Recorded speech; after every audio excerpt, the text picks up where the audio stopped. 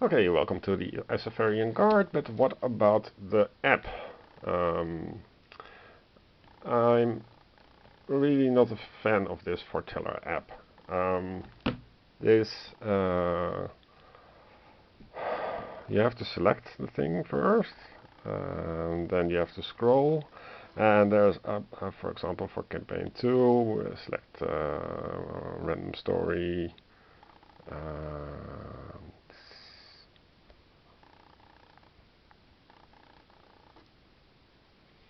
So much knowledge just sitting out for the taking.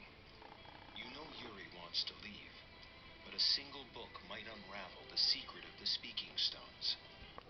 well, Uh, what happened to me, of course now it behaves nicely, is constant disconnects. So if you go to a certain campaign, then it doesn't want to connect, and then you have to go back and reselect it. Now it doesn't want to load. It's a very, very crappy application, very unstable, and a lot of the parts are not spoken out. There is no city music. I mean, if you think about wanting to make a game like Skyrim or Elder Scrolls, then at the very least you should have background music for the different cities. Things that some northern cities, taking this out again, it's very nice to make a copy because you don't have to be so careful. But the northern cities should have more snow, like the Silney should, and things like Meer would have this windmill turning. In the fishing towns, you have fishing sounds, seagulls at the very least, and so you can devise a theme. And I don't need to have everything spoken out, but you're paying 20 euros for this or $20, and it's always the same low voice. There are quite a few women that play an important role in the Svalbard Guard, at least in campaign 1, and you see that here. This is also a woman. So you would expect more variety if this were a proper drama. So I'm not impressed with the campaign. I mean, you cannot close your eyes and try to imagine something because the text is not descriptive enough. So it doesn't play out like a proper here play audio play, and but because you have to reinforce your understanding with the pictures. So I would advise to just read and not bother with this crappy application. It's also always online, so they are gathering the data. And I complained about to Forteller, why is it offline? Why do you collect my data? And I got no answer because they have no answer. It's their business model, and I'm paying for the product, and what you do in effect, you're paying for the service, and the service is monitored.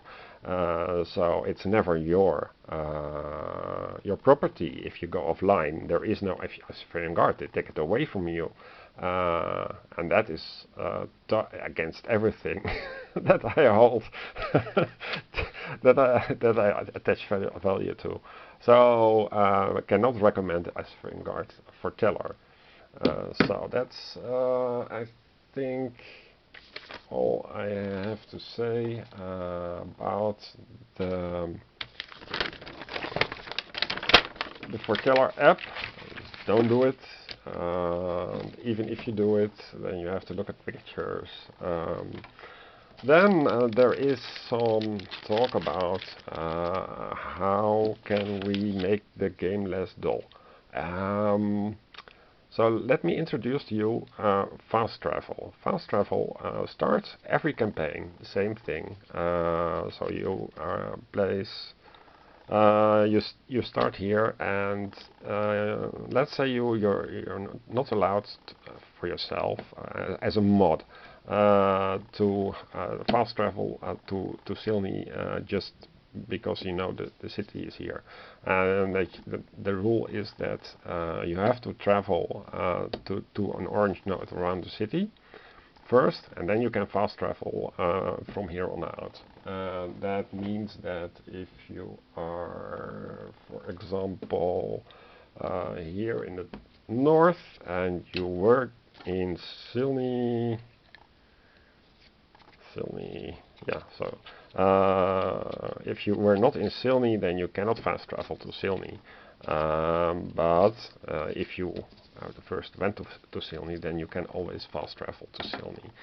And that halves effectively your game once you unlocked all the things. So at the start of the campaign, that's just my proposal. Let's see, Mir.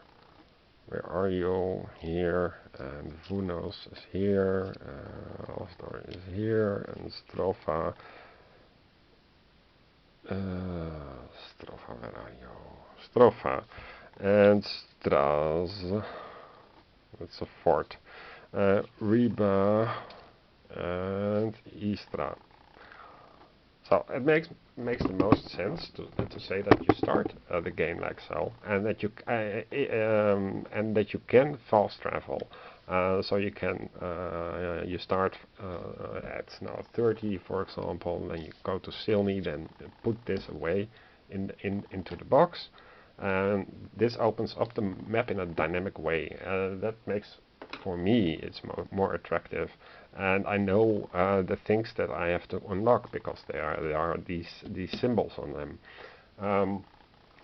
So it's a part of how do you say, like a side quest, but it has an intrinsic reward. It's not an achievement sheet or anything. It's just these simple chips that indicate that you should explore a little bit more. And you cannot fast travel to Istra, even if you die. Well, if you die, then of course you remove it. Because during those travels, it's possible that both of your cards die, and after this part, then you can resurrect as if it were in Fort Istra. But if you die before 1.9, when the world is still in chapter 1 mode, then something goes wrong. So you're not allowed to die according to the rules before you arrived actually at Fort Istra, because if you do, then you access the story part, and the thing is that the story the storybook is different, because you meet certain characters, and Fort Istra is not a ruin, but it is a gate to somewhere else, and you don't know that the gate is there, so you cannot rest and recuperate because you don't have the knowledge yet. You have to follow the story. So in 1.1, where Gregory is alone, and 1.2 to 1.9, where you are wandering around the town to actually reach Fort Istra, you're not supposed to die. If Gregory dies alone, because if you die, you resurrect either at Fort Istra or your last save point. And if you forget to make a last save point, Gregory cannot make a save point here. So that's a rule gap that Sky Kingdom Games should close. If he dies by wandering around here, so he could wander alone here, gain some poison chips, and die on the spot. It's perfectly possible. Then there is no save point, and there is no Istra. So the game is in chapter 1 state because Gregory is alone, and in a chapter 2 state at the same time because he must resurrect at Fort Istra. So that's two conflicting states. That's a paradox.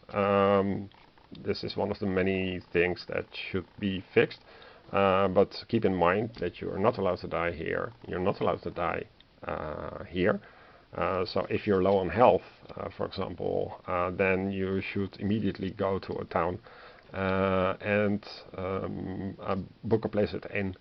That inn cost is prohibitively high because they are fixed prices that are geared towards the chapter 4 half god endgames, for example. These should be modified according to the. They should be proportional to the chapter that you are in. But in chapter 1, so you should modify the prices, and this gives you fast travel option. So from anywhere on the map, you can teleport to any unlocked city.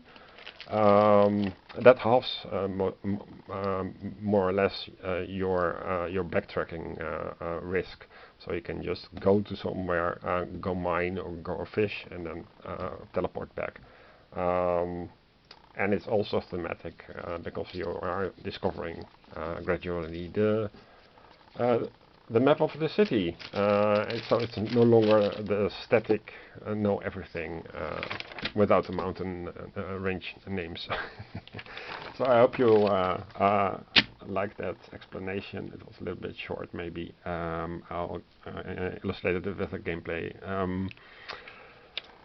later. Okay, bye for now.